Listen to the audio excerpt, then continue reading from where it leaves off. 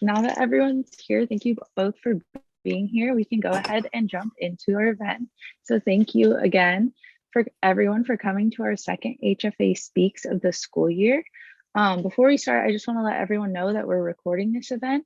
And so I want to ask everyone who isn't a panelist or myself to mute themselves and go ahead and turn off your cameras. And also, before we begin the event, I want to start with a land acknowledgement. So I want to pay my respect and acknowledge the traditional custodians of the land on which this event takes place, the Chumash people. We understand the importance of recognizing this area's rich history and culture, both past and present, and as well as the significance of Native American people's place in the learning and research activities of this university. So my name is Colleen Coveny. I'm a fourth year psychology and brain sciences major and professional writing minor. I'm also a web and social media intern for UC Santa Barbara's Humanities and Fine Arts Division. And before we go straight into the questions, I want to briefly introduce HFA Speaks and the speakers for those who've not been to one before. So HFA Speaks is a quarterly event put on by the Humanities and Fine Arts Division intern team, where we gather professors from different disciplines within humanities and fine arts and hear their thoughts and experiences on a certain topic. Today for HFA Speaks, The Wisdom of Women, we're celebrating Women's History Month by reflecting on women's role in history, how the lens has shifted as women's rights have advanced, and the experiences of our wonderful panelists. I want to thank Professors Sherry Moraga and Miroslava Chavez Garcia for being here today. Professor Moraga is an internationally recognized poet, playwright, essayist, and memoirist, author of A Chicana Codex of Changing Consciousness and Waiting in the Wings, Portrait of a Queer Motherhood, amongst others. Before coming to UCSB, she served as an artist in residence in the Department of Theater and Performance Studies at Stanford University, where she mentored aspiring writers and playwrights. She joined the Department of English at UCSB in 2017, where with her artistic partner, Celia Herrera Rodriguez, she has instituted and is co-director of Las Maestras, the Center for Chicana Indigenous Thought and Art Practice. Thank you so much for being here today, Professor Moraga. Thank you. And we'd also like to welcome Professor Miroslava Chavez Garcia, who is a professor of history here at UCSB, as well as the faculty director of the McNair Scholars Program. Professor Chavez Garcia is the author of multiple books, including Negotiating Conquest, Gender and Power in California from the 1980s. Received multiple awards and fellowships for her research and writing race, gender, and identity in California and the US-Mexico borderlands, as well as served as mentor to many students and colleagues in academia and beyond. Thank you so much for agreeing to speak today, Professor Chavez Garcia. So we are going to go ahead and jump into the set of questions we've prepared. If the audience has any questions, please put them in the chat and we will go ahead and address them at the end. So the first question we have today is, do you think it's important to observe Women's History Month and why? And maybe we can start with Professor Moraga.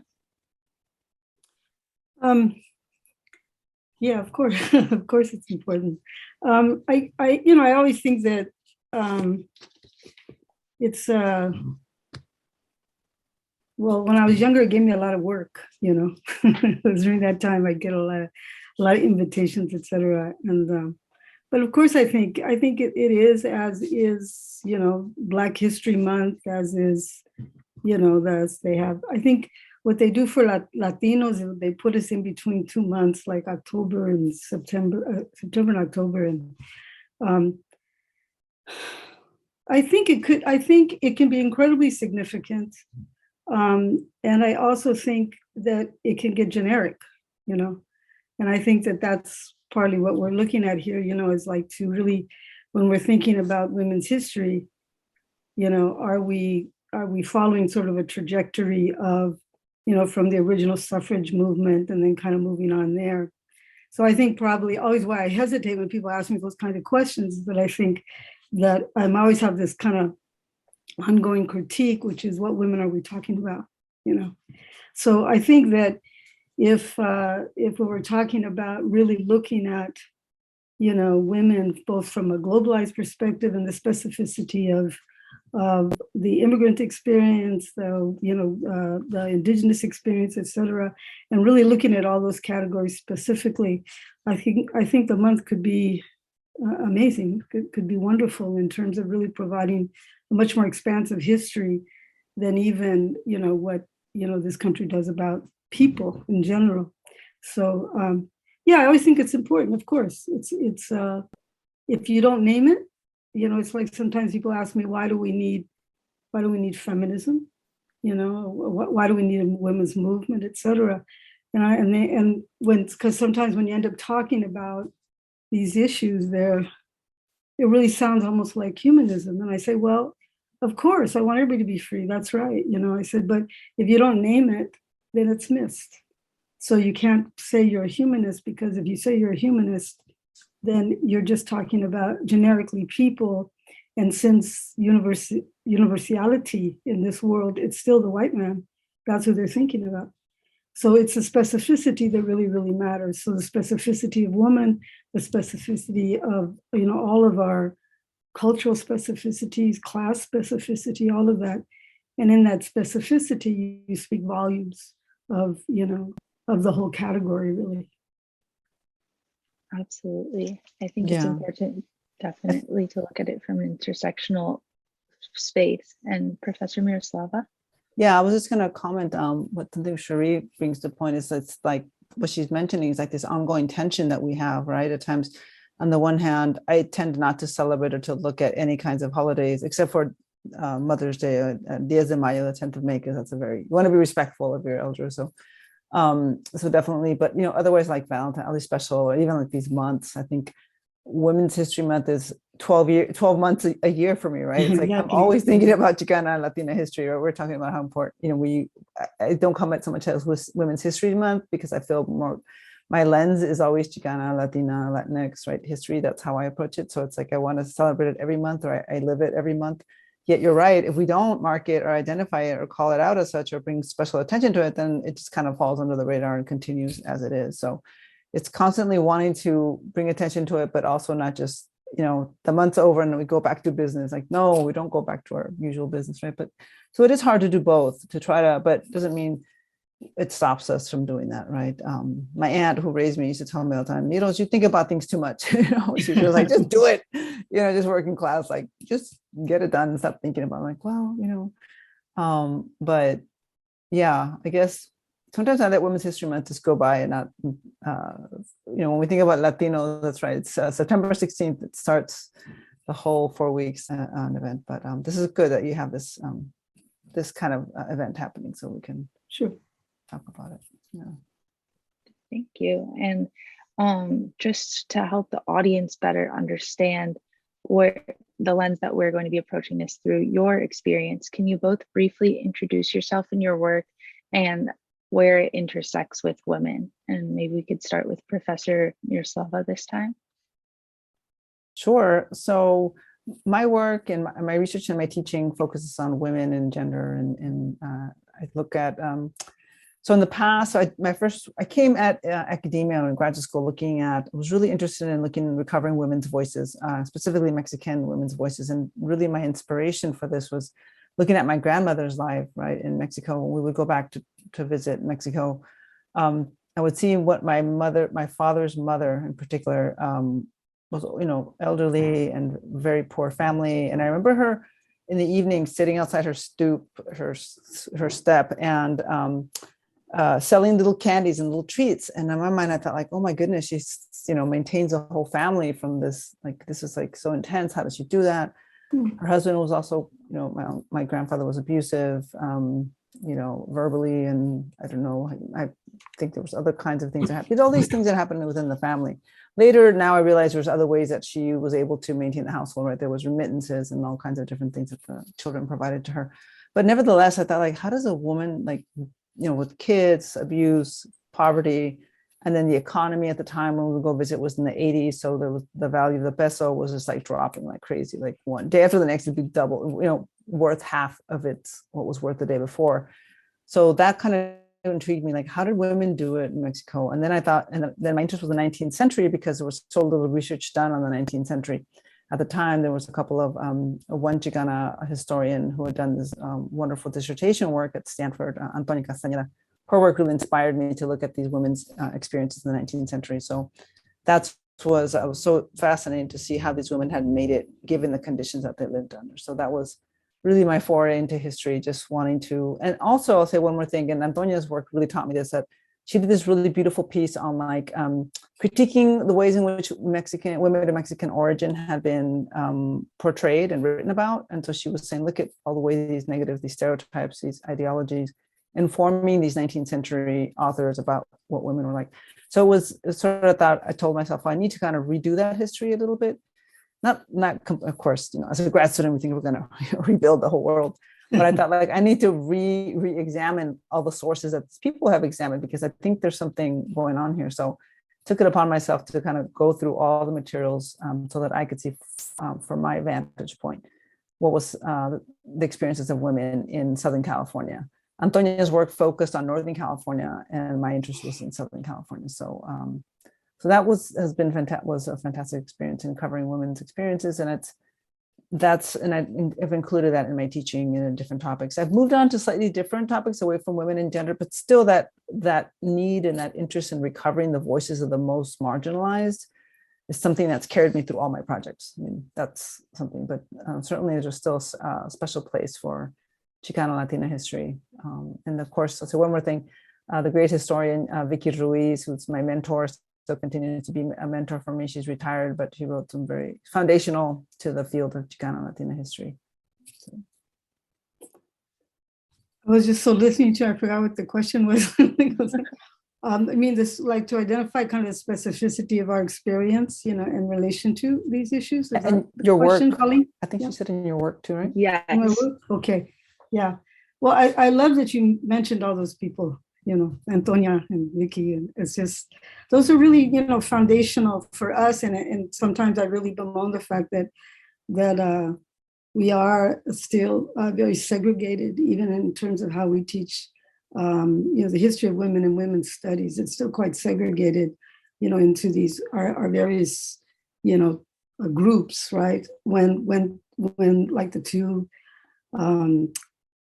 people that were mentioned were, are really, really key foundational people for us to, even as Chicanas, to know that we had a place, that, I think what people of, women of privilege, what they have at least is that, there's a body of work that they could open up a book or go to a museum and see some reflection. And I think, for my generation, there was we had about a decade, a year before, I was coming of age, in which there were Chicanos, there were, Latino men who were publishing, and there was a kind of a beginning of a burgeoning of this work, even before the Chicano movement, like during the time of the early 60s.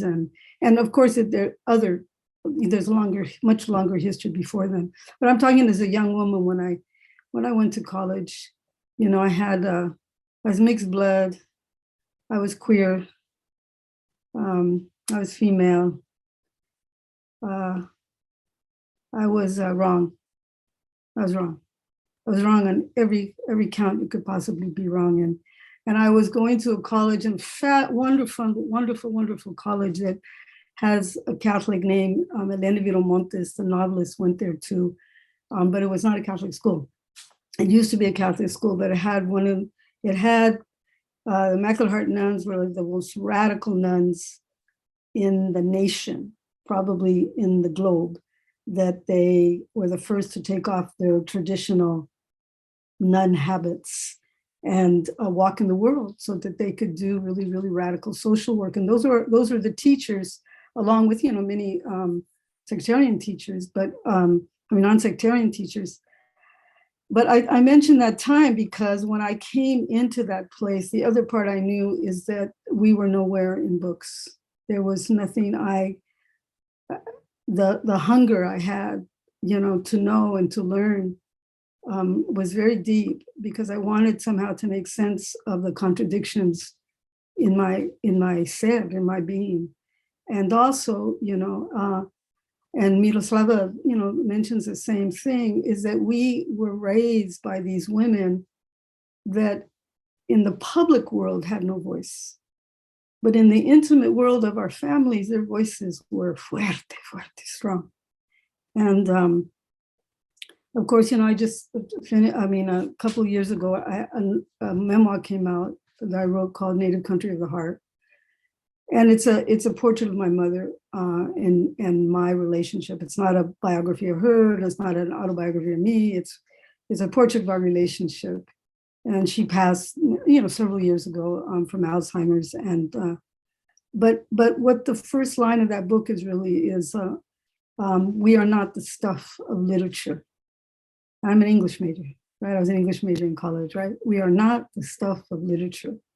And I think sometimes when you live with this contradiction, where the most visceral and important people in your life are not reflected in the world around you in any way.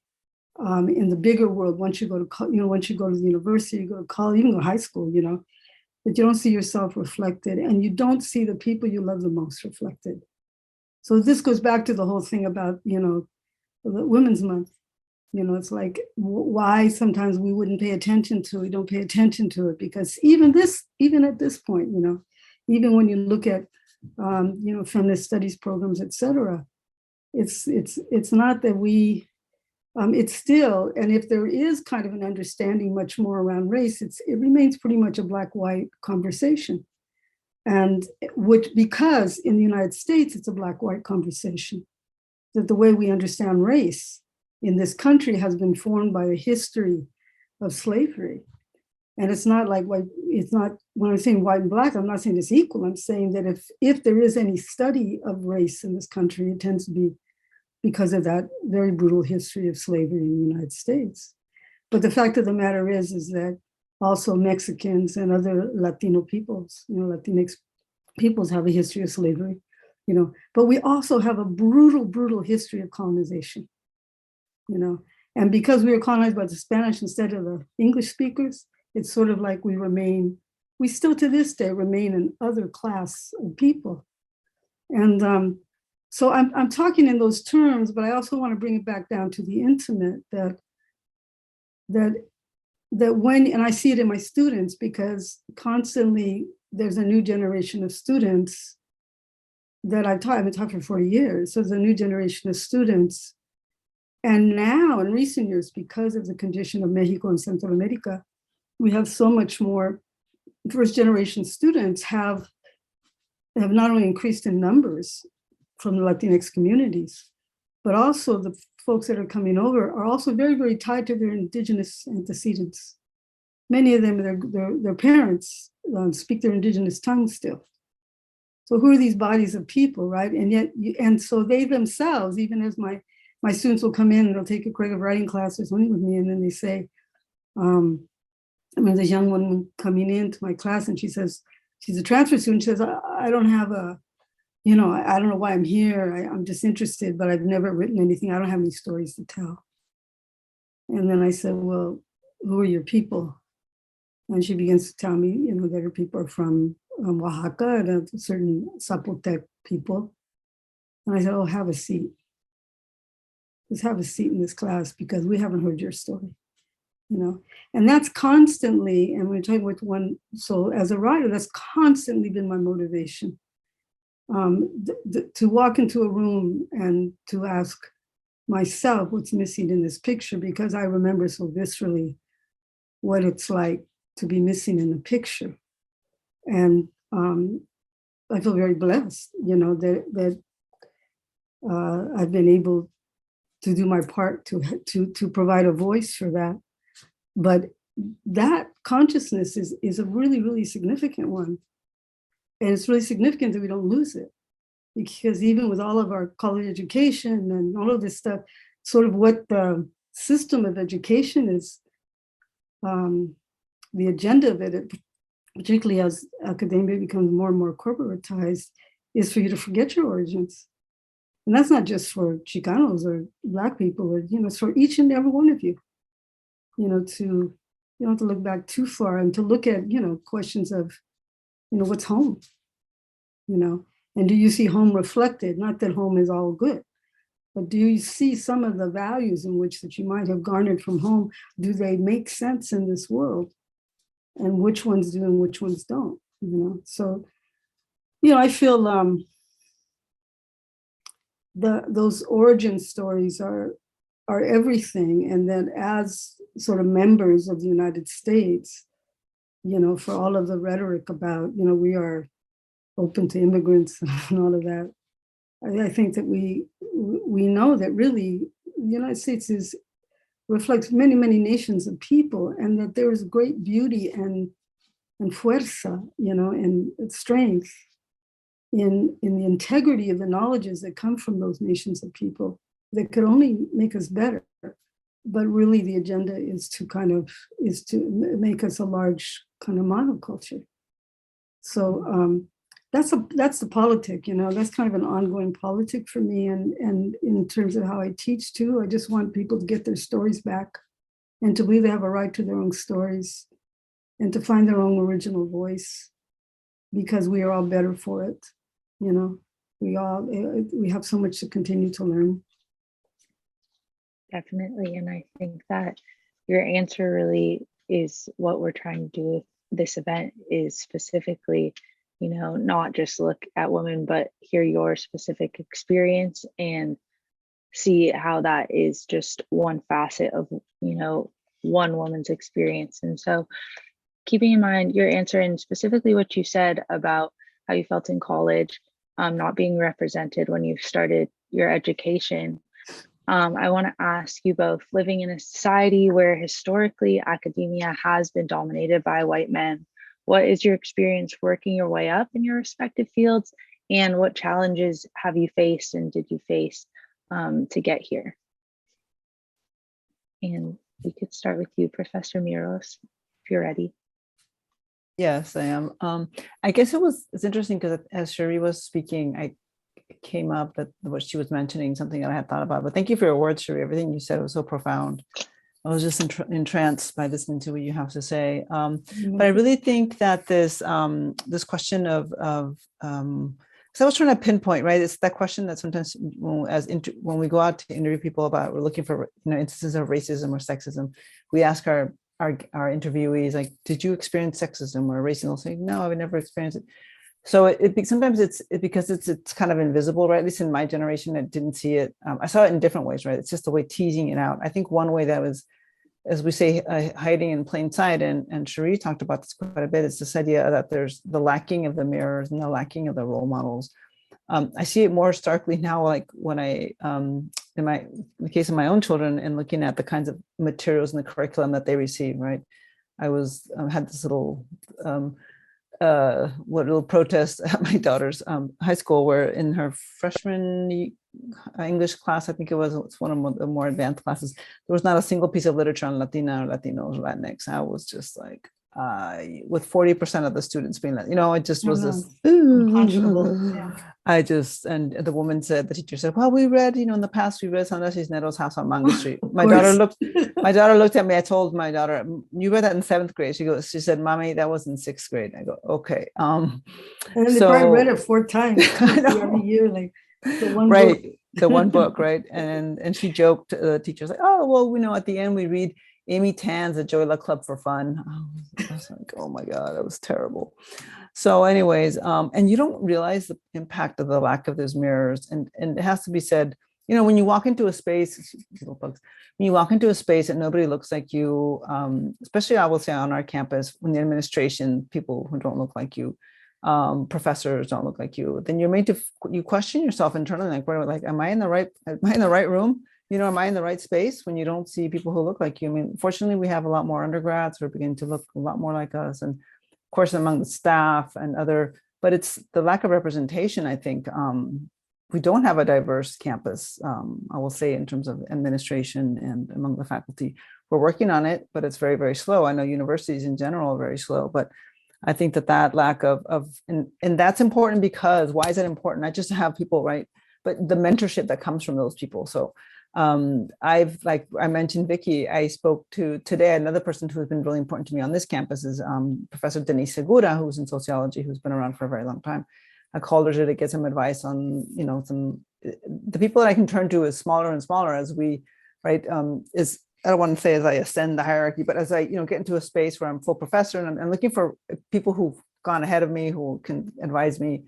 And it's a very small pool of people I can turn to, or I feel comfortable turning to and really spilling my guts, so to speak, right? Really telling them all the different crazy, like I had this and then this, and then what, we put ourselves sometimes in these positions, but like we have a commitment to our community, to our family. So how do we juggle all these things while still, keeping the mask on first, right? Putting the mask on first, while still taking care of ourselves. And so that's why it matters to have these mirrors and these role models, so they can teach us like these, all the hidden curriculums or the whatever that people, capital wealth, right, or capital, cultural capital that goes on. That's why it's important, so that I, have that kind of assistance along the way, like being first generation, right? What that means for students as well. So that's why I think is so I'll let Cherie, she has some great stories to tell. So. Too many. I think it's a hard road. I think that it's funny. I've taught for so many years, but I still don't consider myself an academic. I didn't go through the same steps that many of my sisters have had to go through. Like all the ladder ranking, etc. I don't have a PhD, and it's I say that because somehow I ended up at the table, as a full professor, and I don't have a PhD. So I always laugh. I laugh about it, and I laugh about it because it tells. I mean, it's so I've been very blessed in my life, but I guess what I want to say is that sometimes you just have to follow, all of you, each one of you here. And I don't mind seeing people's faces, by the way. I don't have to be black little box if you don't want me. But I really do feel like that regardless of the I think academia can be very brutal. And I've worked with so many young women of color, particularly graduate students. I was 20 years at Stanford, talking about the belly of the beast. And I saw the cost it was for them to try to get through those programs and PhD programs, and at great expense to themselves. And many of them are incredible. They become incredible artists, writers, professors, and I hold them in high regard. Just they're like warrior women to me. And some of them, I even said, don't go on. And some of them, I said, no, it's not your calling. So partly you need to know what your calling is, and whatever your calling is doesn't mean it's going to be easy for you. But what you do have is the calling, which means then the ganas, the stamina to keep going. So for me, I always just considered myself a writer, and was very fortunate because, the first book that I did ended up, This Bridge Called My Back, ended up having so much, it had national attention, and we never expected it, Gloria, until doing myself, because we both just had master degrees, and we were just writing poems, and being culturally and politically involved in the Bay Area. But this book kind of took over, and because of that made it possible for us to continue to write with the understanding that people might be interested in what it is we had to say. And that was a very critical moment, because it was two Chicanas that had edited this book, and of women of color, radical women of color. And most of the people in that book were not published, except for some of the best known, like Audre Lorde, for example. But those other women, the Native women, Latinas, all of that, they went on, Asian American women, they went on to publish their own works. And none of them were academics. And so academia is not the only site of knowledge. In fact, a case could be made that, that sometimes, like they say, like I think it's kind of common in our cultura that they say, like, the smarter you get, the dumber you get. Like the more you think the dumber you are. Because what the suggestion is then that because you're forgetting all those other lessons that you learned, and you start to just believe in this one track, and that track is really, structurally, white patriarchy. That still is the academy, and I admire and believe in everybody who's fighting it out. Because it is a fight. But I also, one thing I want to say something for art. That what has saved me has been. Talk about, it's like to this day, and I really appreciate very much, Miro, what you're saying about being, I'm at the table and I'm trying just to keep talking like this. I'm just going to keep talking like this. I'm not going to talk like this. I'm going to talk like this. And I can see them looking at me like, oh my God, she's so, we're not used to that language, And it's class. It's a class voice. And I made and not that I can't ever talk, I can talk that way and I can write that way and everything else. And sometimes people say, why don't you talk the way you write? I go, God, because when I'm writing, I'm working that language. I'm working and I'm working. What I'm doing right now is I'm working this. I'm working this. I'm working my hands. I'm working my body's talking to you. That's how I'm teaching. So then when I'm writing, the writing has to be the hands, has to be the body. And it takes a lot of work to do that. But the point of it is that I don't think, oh, I'm cool. That's cool. I'm cool. No, I'm suffering all the time at that table. I'm always questioning myself. Do I have a right to be here? Do I have a right to be here? When they, when I don't know all the things they know, but I do know a lot of the things they know because I read English and I read literature.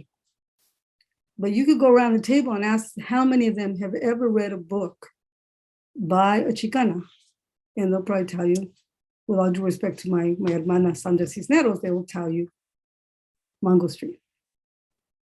So then I have to remind myself, oh, no, Cherie, you know so much that they don't know. But we even have to go home and tell our families that, oh, no, Mom. Oh, no, Abuelita. You know so much that they don't know. And if you can grab that and you can believe it and you put it inside you and you walk in the world, you can just part of you can just go, they're not all that.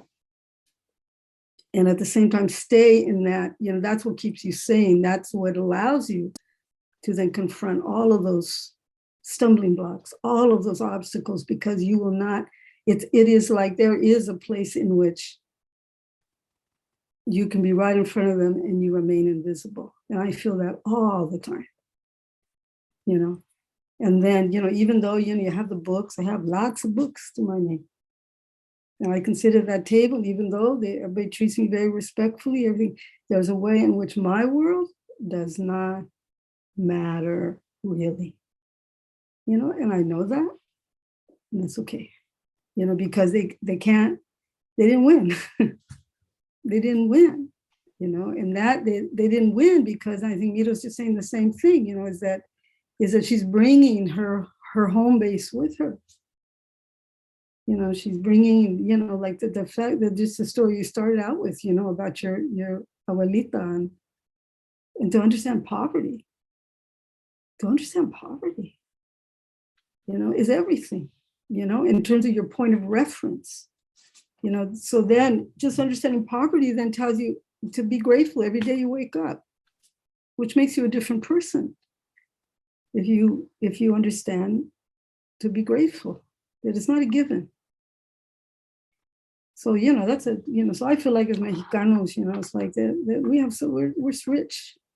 We're rich in that way, but certainly as we walk, and it's not just the academy, but if you're walking in a place, if you believe in education, which I do, and that's why we call it Las Maestras Center. Las Maestras Center on one level means the teachers, but it also means the master artists. It means, like when you say, oh, they're a master, I say, well, I guess maybe after 40 years, someone could think me a master artist. That's okay. Took me a long time. That's okay. I'll take that now. I'll take that now because I worked really hard.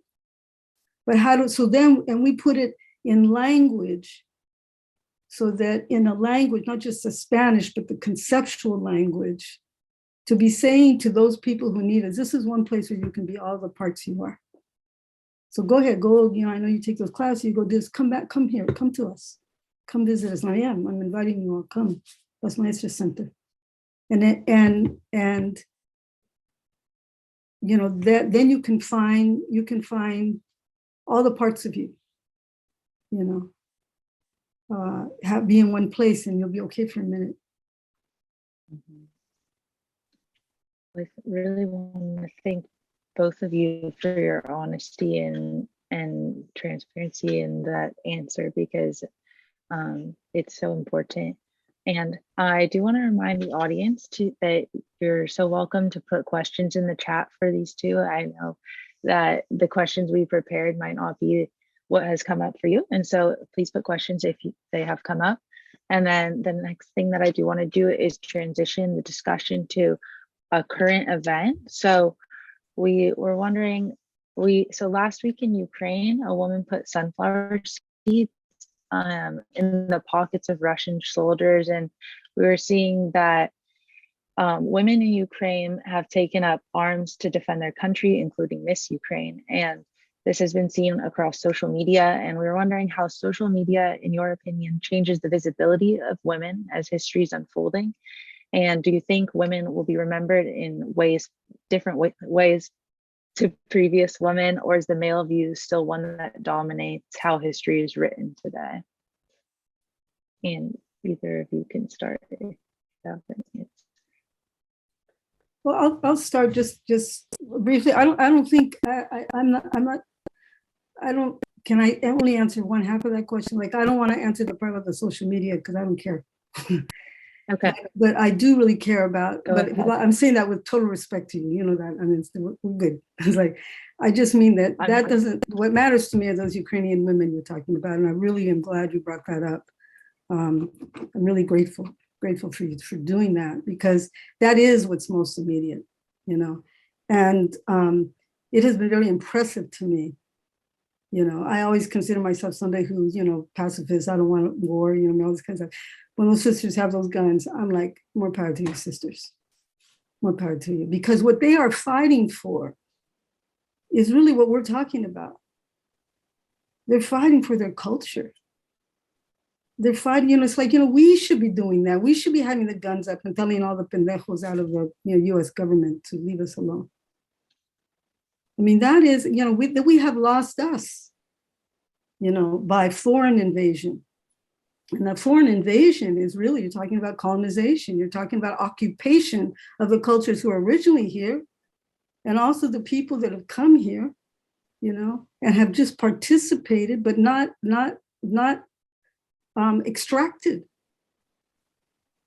So I see those people defending their nation, and I don't just mean the nation state of Ukraine, but I'm saying, but a people, a pueblo, a people's history. That's what they're defending, And I knew that. I mean, in 2000, what are we talking? 1986. I crossed there was still a Berlin Wall. There was still, the Iron Curtain. And I was actually traveling with another Chicano writer, Ana Castillo, and we were in West Berlin, we went to East Berlin. And there was a wall, and there was the guards, the Russians, the whole thing, they were East Germans. But it was all part of the USSR, Soviet Union. And you felt it. I mean, you felt the difference. And then I went, you felt that oppressive regime. And then I went back to Berlin. I think maybe that was about 16, I think, something like that. And no wall, but in place of where the wall used to be, I mean, they have, like a museum and stuff of it, was a gigantic Sony tower, big, tribute to capitalism. So that made me very sad, because capitalism does not make us free. Free enterprise does not make us free. And yet that's what was replacing the regime, right? So then to me now it feels just so ironic still, it's like that the USSR can then come back around, and I mean, it is USSR again, it is Russia, it is a country of Russia, but it's not the people of Russia. I mean, they're such amazing people, and it's like, and so partly what always really bothers me is that sense about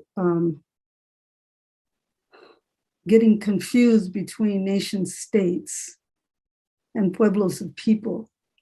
And yet when this invasion is happening, it's happening both to a nation state. But the problem in the first place was that the USSR had assumed the Ukraine, as they did all of those, eastern set of countries in Europe.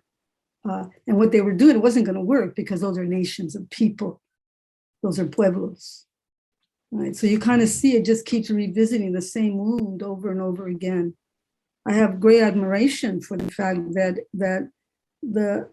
the country is really allowing their people to fight, because it's I'm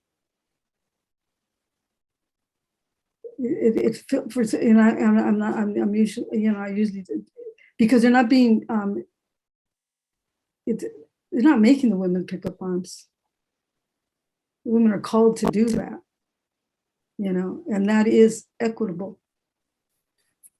Yeah. Can I jump in? Please, I think, yeah. I could just go on. I haven't seen these images, and my feeling towards social media. I think this has picked up a lot of traction because it is Putin. It's just, using this particular imagery.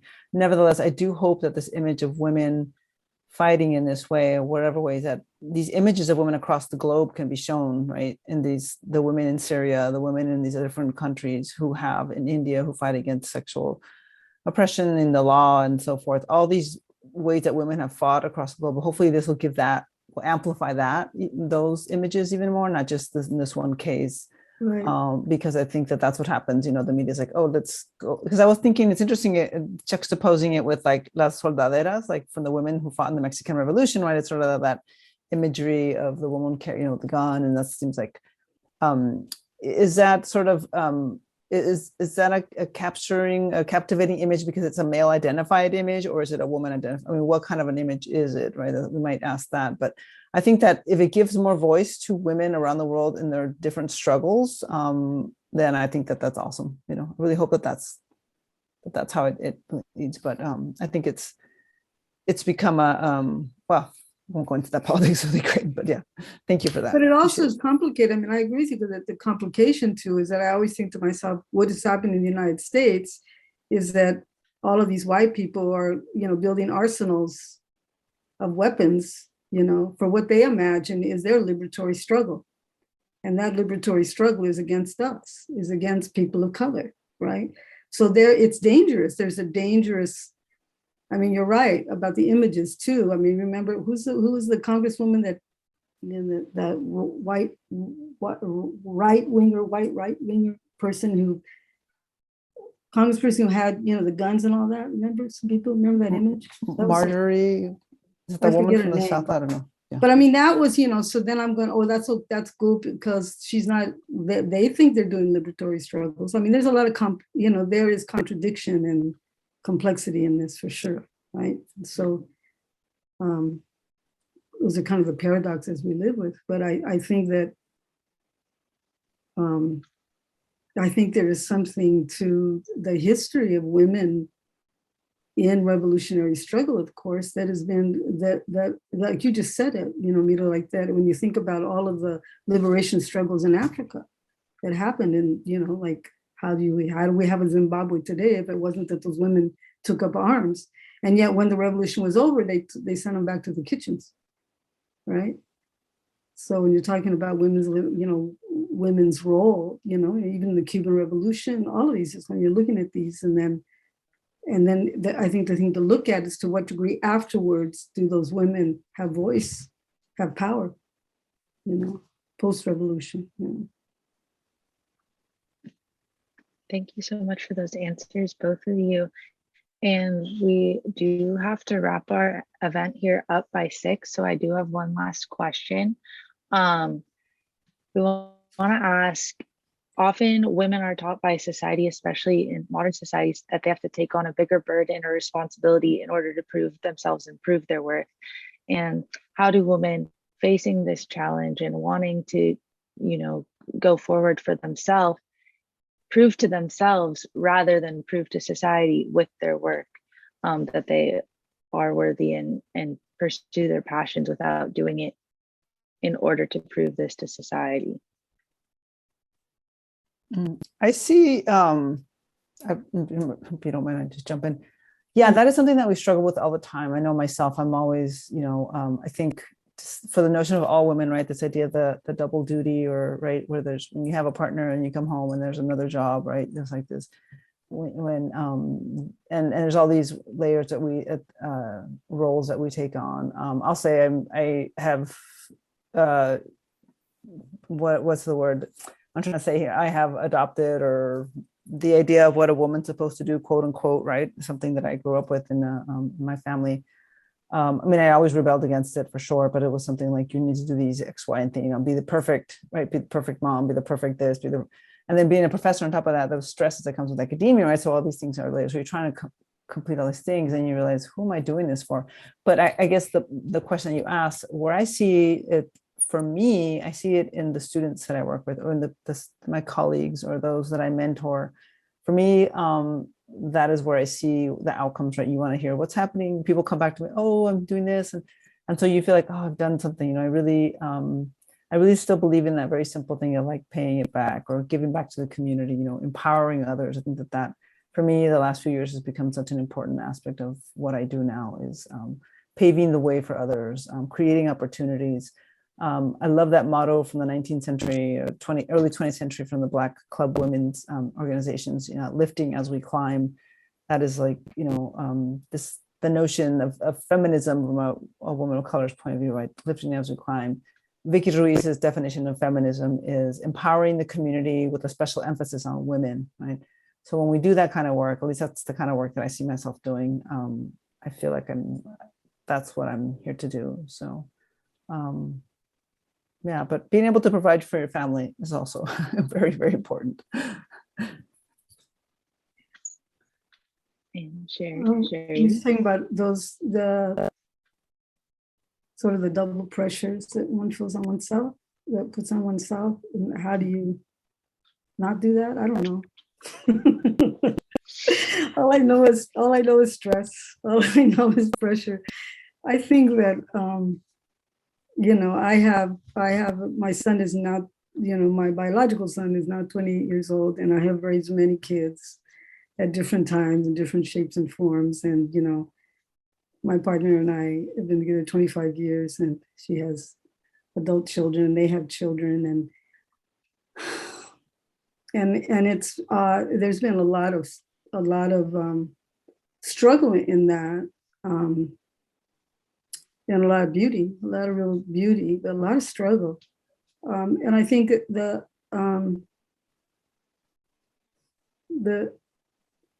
I can't imagine, I don't know, I know other people don't do that, but I can't imagine not expecting the most out of myself. I'm not saying that's healthy. I'm just saying that's what only thing I know how to do. When I woke, since the day I came into the world, my mother, her value was be a trabajadora. Tienes que trabajar. It's like, tienes que trabajar, that's it, end of story. So it turns out I was really little. I just was working. All I did was work. And then when I stopped working with my hands, I feel like I just work as hard, with my, cabeza head. It's like my son recently had wrote this piece, which ended up being an afterword to a book that I had written called Waiting in the Wings, because it was somewhat about his birth, because his birth he was born really premature. So now I said, like, now he's 28. And so he wrote this afterward, but he was describing about a little moment when she was describing me, and that little moment was like seeing her, like in front of her computer from the moment the sun went up to the time the sun went down. And that's what he remembers, but I was a good mom too. So that was the thing, is that, a good mom, meaning is that they got an enormous amount of my attention. It was never a choice. It was equal. It was, if I did what came first, always, it's like always, no, I mean, these are bodies, these are people, these are this is, those are your children. But I fought for that right to be a writer, and the fact of the matter, I didn't have children until I knew I was. So I was convinced I would do it no matter what. And I'm not saying that to aggrandise myself. What I'm saying is that I do feel like it's a very, very, very strong cultural mandate that and I think, Miro, you're saying that, certainly like, what are you giving back? So what, ¿por qué estamos aquí? What's our propósito? What is our purpose in this world? And I think that when you come from a working people that way, it's like, it wasn't ever a question to them. I mean, they didn't, my mom didn't have no education, but her propósito with her job, it was, she worked in factory and she worked at home, and she wanted to raise decent children, and she took care of everybody in the family, sisters, brothers, nieces, nephews, primos, everybody. She was the main one. And I think that model was, I don't romanticize it. She suffered a great deal in her life. And I would like to suffer less, I think I have, it's a good life, but there's a lot of suffering. And I think a lot of the suffering is related to your question, Colleen, which is, what do we put on ourselves? What do we put on ourselves that maybe we don't have to as much? But what I do try to avoid, though, is, and I'm not good at it, is not judging myself. Just not judging myself, and trying not to judge other people. But it's hard, because I think I was raised that way, to be very judgmental against myself, against other people, everything else, like, but I really struggle not to be that way, because I think that's what makes it hard on me, because it's like you don't forgive yourself, you don't have compassion for yourself, and that's really, that's a major thing. It's almost like sin, in your system. Absolutely. Well, I think that that's a good takeaway, is to have compassion for yourself, and also what we've been discussing the entire time, which is uplifting the voices that aren't uplifted, especially in Women's History Month. And so I'm really thankful to both of you for your profound honesty. I think this is such a great discussion that you had, and it was a joy to watch you play off each other.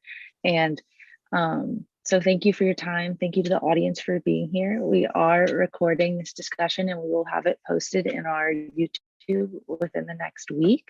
And we will be putting that on our social media as well.